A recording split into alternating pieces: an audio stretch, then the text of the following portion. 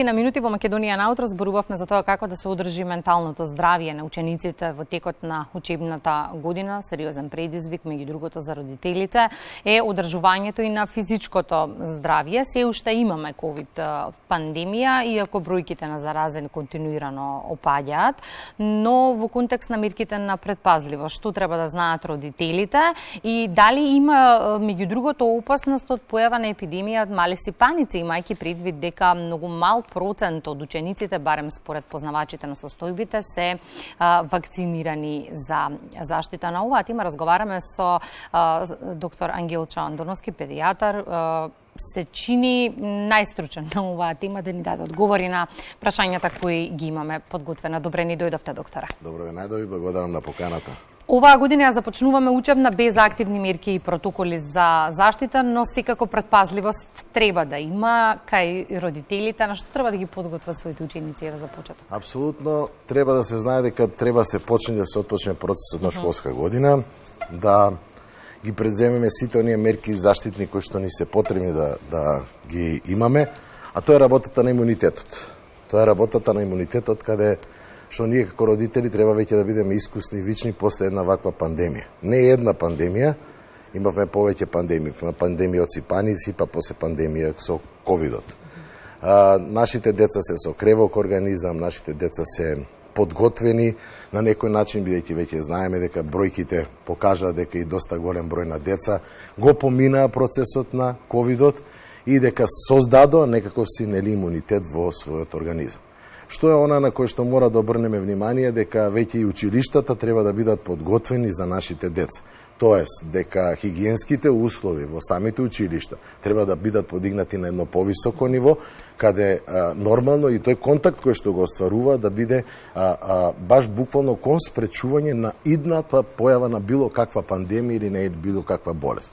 Ја тука ќе споменам дека иде период на мешање меѓусебно, дека стрепококната инфекција и инфекциите со вирусите ќе бидат најприсутни, да не ги загрижува родителите фактот дека кај малите деца едно детенце може да биде заборено од 6 до 10 пати во текот на годината. Но пак ќе кажам повторно дека сето она кога ќе дојде до некаков проблем, родителите се должни да сето тоа го приметат, да го видат кај своето дете и подоцна да се јават кај својот матичен педијатар или лекар и да побараат стручна помош. Споменавме бројките паѓаат на новозаразени. Има ли реално причина за страв за пораст на истите со почетокот на учебната година? Апсолутно можам да кажам дека еве и комисијата за заразни оваа година кај децата ја отпочнува со еден момент кој што се мора да се случи. Тоа е отвореност, значи дека нема да има заштитни мерки кои што баш токму поради фактот дека и бројките паѓаат, да не бидат никој загрижени, поготово нели родителите и така натаму. Во еден период говоревме за тоа дека и самите ковид последици кај децата, освен кај оние со компликации, со проблеми, дека не се нити забележани, нити па ние нешто направивме конкретно да кажеме дека тоа е во пораст и дека има такви последици од самата корона.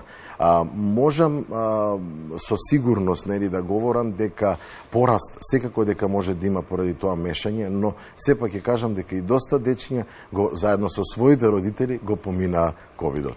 Маски нема да се носат во многу често изминативе 2 години, не само што штитеа од ковид, туку штитеа и од настинки и грип. Што е она што родителите треба да им го кажат на децата во насока на поголема предпазливост и споменавте училиштата да бидат подготвени. Немаме мерки, но што треба да функционира како правило за заштита? Ако досега и ние како лекари и како нели претходно и член на комисијата за заразни болести го говоревме, тоа беше хигиената. Значи се збореше секаде низ светот и така натаму и тука ќе продолжи за тоа да говорим. Ќе говориме за едно многу повисоко ниво на хигиена, каде што тоа ќе биде и на некој начин и култура од поранешни времиња, а сега да биде евоцирана и кај нас. Буквално да се одржува хигиената на раците, хигиената на просториите, хигиената на воздухот, кога станува збор за тоа, зашто веќе знаеме дека и целосната вентилација внатре во училиштата треба да биде на некој начин стерилна, за да не дојде до појава не само на ковид инфекции и така натаму. Ја мислам дека тоа го зборев, ми рекоме дека според експертите дека тоа ќе биде веќе вообичаеност, бидејќи овој вирус мутира и ќе продолжи да мутира, но да се надеваме дека интензитетот и силата, како што се говори во стручните кругови, на овој вирус е веќе толку падната да можам да кажам дека најпогодени се само оние со најоштетен организам. Тоа важи и за дечињата кои што имаат коморбидитети да бидат буквално внимателно следени од своите родители, а нормално и да се работи постојано на нивниот имунитет. Само со добрата работа на имунитет, што значи? Означува тоа здрава храна, здраво здравје, како и физичко, така и ментално здравје.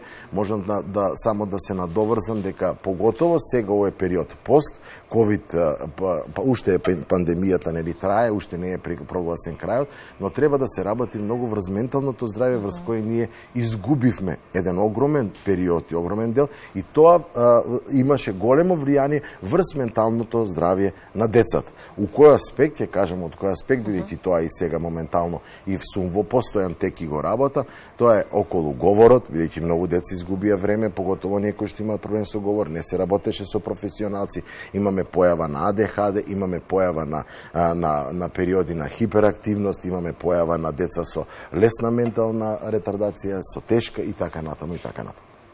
Како да ги забележат родителите овие промени? Многу често ги гледаме, не ги забележуваме, колку чудно и да звучи, или не сакаме да признаеме дека ги забележуваме, но кога станува збор за децата, секој момент, секој миг е важен. Време за губење нема, бидејќи станува, знае да стане се посериозно. Ајде вака, значи, родителот доколку примети било каква промена во однесувањето на своето дете првично. Дали е тоа поради фактот дека нешто е отсутно, дека не е присутно, дека не перцепира, дека има отсутност на внимание, дека на некој начин ги повторува работите и ред други работи кои што се од една, да кажеме, лепеза од симптоми, веднаш треба да се јави кај својот лекар. Лекарот е обучен, насочен веќе до одредена граница и знае да го препознае сето тоа и да го упати детето на соодветно место.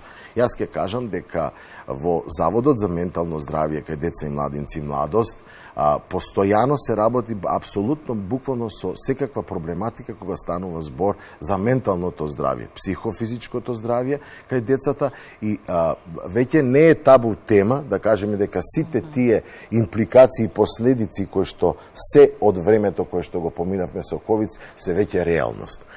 Родителите веднаш како ќе приметат и било каква проблематика можат буквално си закажат термин во Заводот за ментално здравје. Тоа е завод каде што имаме огромен број на професионалци и од типот на логопеди, дефектолози, психолози, педагози, психијатри детски и нормално, нели, педијатар, кој што работиме постојано на таа проблематика. Ќе кажам дека тоа не е табу тема, дека тоа не треба да се сокрива во ова општество, дека токму навремено да се фатат почетоците за да навремено и благовремено биде делувано врз тоа дете, за да тоа дете понатаму остане корисно во нашето општество.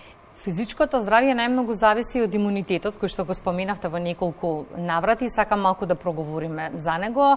За имунитетот на децата треба да се мисли 365 дена во годината, но некако се чини најголемиот фокус го ставаме пред почетокот на училишната година, токму поради тоа што детето ќе биде најизложено на блиски контакти. Храната, здравата храна, ја споменавте и таа треба да биде приоритет, но многу често ние родителите знаеме да побараме Совет Плюс или Алатка Плюс во помош и поддршка како суплементите. Што вие препорачувате? Освен нормално дека сум поборник нели на здрава исхрана, поготово кај дечињата кога станува збор. Знаеме дека на нас општеството и сето она што ни го нуди, дека буквално не можеме постојано да бидеме тие кои што се заради работните обврски нели и да се готви така не. Можеби е потребно да се вратиме на старите навики поради нашите деца. Сигурно дека и нашите родители се грижеле за нас, па сме живееле во некое подруго време. Но здравите навики се нешто најбитно. Прво здравата исхрана, значи буквално да јадат готвена исхрана и така натаму. Иако знаеме што ни носи ова време, дека и децата се склони кон таа junk food храна, исхрана и така натаму, дека сето тоа е на брзина и така натаму. Ајде, јас ќе кажам дека сето тоа се во некој период мора да се помине, дека организмите се здрави, дека го издржуваат сето тој налет и така натаму, но една работа е многу битна, дека можеме да употребуваме суплементи постојано. Во текот на целата година да ги користиме тие суплементи, да се користи таа суплементација во правец на она нужна потреба и ниво на витамини, мултивитамини и така минерали кои се потребни на тој организам. Значи никако да се форсира сето тоа и да дојде до, значи знаеме дека буквално може да настане и таму предозираност, нели, и поголемо количество супотреб на витамини, но сето тоа треба да биде следено и од професионалец кој ќе ги зададе правилно сите тие дози на користење на таа суплементација. Минатата недела излезе информација дека нискиот опфат на деца вакцинирани со МРП вакцината ја отвара причината за загриженост кај вас и вашите колеги за осетливата популација на зараза со мали сипаници. Има ли, ајде да речеме, причина за грижа пред почетокот на учебната година за епидемија од мали сипаници? Имавме 2019 чина. Така. Токму таа 2019 година, кога бев прв човек на Институтот за белодробни заболувања КОЗ кај децата, токму и ние бевме центар, нели, за загрижување на такви деца со сипаници. Ја ќе кажам дека објективно постои постојано простор за да сме загрижени кога станува збор, барем во овој дел кога станува збор и за сипаниците. Тие се толку контагиозни, толку брзо се шират, веќе бевме сведоци на една сипаница, па подигнуваме ниво и левел на култура медицинска за да бидат тие деца извакцинирани. Видовме дека и возрастните не се вакцинирани, само децата. Ќе кажам дека тој момент околу вакциналниот дел дека треба навистина да биде запазен. Ако ништо друго, барем да кажам дека се покачи имаме нагорна линија околу вакцинирањето на децата, конкретно сега и за сипаници, така да сметам дека и ако настане до некој проблем, дека тоа ќе биде во мали размери, дека нема да се случува. Но загриженост веднаш треба да постои и треба благовремено да се делува. Не да го оставиме тоа да иде во недолег, него да се спречи навремено сето тоа ширење. Пандемијата, меѓу другото, го одложи и вакциналниот календар, особено на учениците од прво, второ, трето оделенија. Дали задоцнувањето на приманите вакцини остава простор за загриженост од повторна појава на некои болести кои се искоренети благодарение на вакцините? Таа опасност постои постојано. Значи, ние сега збориме што се ни донесе овој период, тоест ова време на една ваква пандемија. Можам да кажам дека секое закаснување може да биде решено, дека сега имаме случаи дури кои деца со ниту една примена вакцина се покажа дека уписите во во училиштата и почетокот на школската година донесе да многу деца се појават и со буквално ниту една примена вакцина. Има начин, имунолозите се тука, значи буквално да го кажат начинот на кој што ќе ги подредат вакцините како да идат, тоест вакциналниот тек, за да тоа дете ги прими најнеопходните вакцини за еден стартап во училишната година, а и воопшто во животот. Можам да кажам дека таа свест треба да биде качена на повисоко ниво и дека на вистина, ако гледаме дека сакаме да градиме здрава популација, да си помогнеме на своето дете, треба првата помош да дојде од неговите родители, а подоцни од професионалецот, тоест од лекарот кој што се грижи за нив. Моментално сметам дека постојано ќе има било каква опасност од појава на било какво заболување кое што не е решено нели со вакцинален момент. Што вели вашето искуство низ годините? Дали почетокот на училишната година носи и почеток на нови здравствени проблеми, маки кај нас родителите? Расте ли бројот на болни, настинати дечиња? Тука го тргаме на страна ковидот, постојат и сезонските настинки, грипот и низа други заболувања? Апсолутно, беше драго и на самиот старт од нашиот разговор.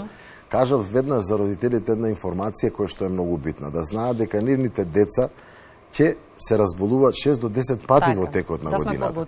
А ние мораме да сме подготвени, соодветно и многу брзо да делуваме. Пред извесен период излезе изданието на првото издание на еден вид на прирачник, педиатриски прирачник, за кој што ви говоревме, кој што кажува за развојот баш буквално во тие од 0 до 6 години на секое дете. Тоа е еден вид на книга кој што е прва помош и каде што буквално родителите треба да имат, кога ќе приметат било каков симптом кај своето дете, да го отворат. Јас ќе кажам дека постојано, ако сме совесни родители, а треба да сме совесни родители, и да бидеме еден составен дел и да ја градиме оваа држава и татковина со здрава популација, се ќе треба да се грижиме за своите деца. Онаа максима, се за децата, не е за џабе настаната, и таа ќе продолжи. Доктор Ангелчо, благодарам за гостувањето во денешното издание на Македонија на утро. Се надевам дека советите беа корисни за сите родители, и добре дојдени некако пред почетокот на годината. Благодарам. Ви благодарам на поканата. Секогаш сакам да сум гостин, корисен гостин на македонската радиотелевизија, каде што буквално може апсолутно да се каже пред целиот аудиториум сето она што ги засега родителите, на се што треба да се внимава, а нормално и да сме и ние корисни ако ги оние информации шеруваме и ги споделуваме во вистинско време. Благодарам.